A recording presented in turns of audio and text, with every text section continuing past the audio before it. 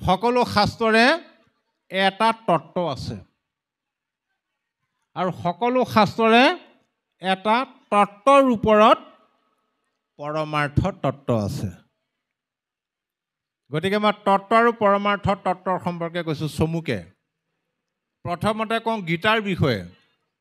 আমাৰ সমাজত এতিয়া বিশেষকৈ হিন্দু সমাজত গীতা পঢ়িয়ে গোটেই খেলি মেলি। ভাল ভাল পণ্ডিতে গীতাৰ ওপৰত কটু মন্তব্যও কৰিছে। এনেকুৱা কিছুমান টুলুঙা মন্তব্য কৰে, গীতা শাস্ত্ৰভাগী বোলে পথাৰৰ মাজত থকা মাইলৰ পোষ্ট, যেনিয়ে পোনাই বোলে তেনিয়ে পোন হৈ গুচি যায়। হয়ো হয়, গীতাত অকোৱা পকোৱা কথা আছে। সেইকাৰণে গুৰুজনাই কি কৰিলে, গীতা ভাঙনিয়ে নকৰিলে। গুৰুজনাই যদি গীতা ভাঙনি কৰি থৈ গ'লহেঁতেন, আমি সমাজত গীতা চৰ্চাটো কৰিলোহেঁতেন। কিন্তু গীতা কিয় ভাঙনি নকৰিলে গুৰুজনাই উপলব্ধি কৰিলে চাগে, গীতাত বহুত অকোৱা পকোৱা কথা আছে, মই ভাঙনি কৰি থৈ যাম, পিছত মানুহে মূল তত্ত্বটো বুজি নাপায়, গণ্ডগোল কৰিব। সেইকাৰণে গীতাৰ সাৰ বস্তুটো ভাগৱতলৈ লৈ গুচি গ'ল। সমস্ত গীতাৰ মৰ্ম উদ্ধাৰিয়াই আনি অৰ্জুনক কৃপায়ে হন্ত চক্ৰপাণি। এই নাম শুনিও অৰ্জুনয়াবে বান্ধৱ পৰম, কহু গুজ্জতম তোপ ৰম গুজ্জতম। সি জয় সমস্ত ধৰ্ম মূৰ ভকতিত, সুদৃঢ় বিশ্বাস হেন কৰিয়া বুদ্ধিত। তেজী বিধি নিষেধ যতে কৰ্মগণ, কেৱলে মুহূৰ্ত মাত্ৰ লৈও কশৰণ। এইটোৱে হ'ল গীতাৰ গুজ্জৰো গুজ্জতৰ গুজ্জতৰো গুজ্জতম অৰ্থাৎ পৰমাৰ্থ তত্ত্ব। তাকে ভগৱন্ত কৃষ্ণদেৱ অৰ্জুনক কৈছে, হেৰা সখী, ইমান সময় তুমি মোক যিমান প্ৰশ্ন কৰিলা সকলো প্ৰশ্নৰ উত্তৰ দিলোঁ, কিন্তু মনত ৰাখিবা এইবিলাক তোমাৰ প্ৰশ্নৰ উত্তৰহে আছিল, মোৰ একো সিদ্ধান্ত নাছিল। গতিকে মোৰ সিদ্ধান্তই হ'ল পৰমাৰ্থ তত্ত্ব, যিটোৰ ওপৰত আৰু তত্ত্ব নাই। হে সব্যসাচী, তোমাক মই এতিয়া পৰমাৰ্থ তত্ত্বৰ কথাটো কওঁ, তুমি বাছি লোৱা, আৰু সকলো শাস্ত্ৰৰ সাৰ কথাটো কওঁ, তুমি মানি লোৱা। অ কৃষ্ণ নিগদতি সব্যসাচী,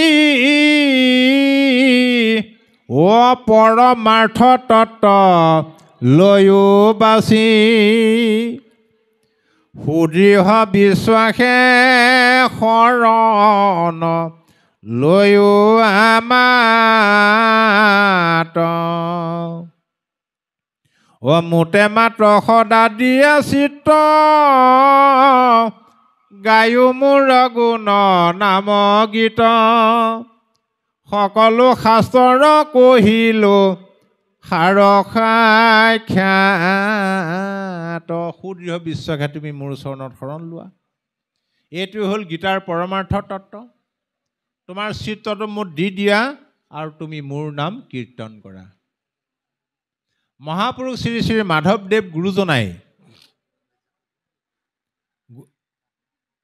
আমাৰ পৰম গুৰু শংকৰদেৱক লগ পোৱাৰ আগত তেওঁ এজন শাক্ত মহাপণ্ডিত আছিল। আগম শাস্ত্ৰত তেওঁ মহাপণ্ডিত। গুৰুজনৰ সান্নিধ্য পাই নিগম শাস্ত্ৰ পঢ়িলে। আগম নিগম বেদ ৰামায়ণ পুৰাণ ভাৰত গীতা ভাগৱত আদি সকলো শাস্ত্ৰ অধ্যয়ন কৰি আমাক এটা তত্ত্ব ঘোষণা কৰি দিলে। বোলে কি? বেদে ৰামায়ণে পুৰাণে ভাৰতে আদি মই ধয়বসানে, হৰি কেশে মাত্ৰ কহয় নিশ্চয়, জানা তত্ত্ব এহি মানে। আগম নিগম বেদ ৰামায়ণ পুৰাণ ভাৰত গীতা ভাগৱত আদি সকলো শাস্ত্ৰই এক ঈশ্বৰকহে কৈছে। অৰ্থাৎ যিটো একেশ্বৰবাদ, একদেও একসেও একত বিনে নাহি কিয়, একেশ্বৰবাদটো হ'ল সকলো শাস্ত্ৰৰ তত্ত্ব।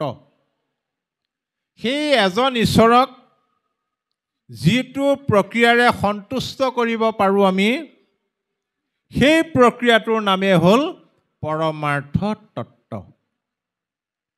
সেইকাৰণে মাধৱদেৱে ঘোষণা কৰিলে পৰমাৰ্থ তত্ত্বটো শুনা। শুনা পৰমাৰ্থ তত্ত্ব, শ্ৰীমন্ত শংকৰ মত, ধৰিও ক সজ্জন সকল,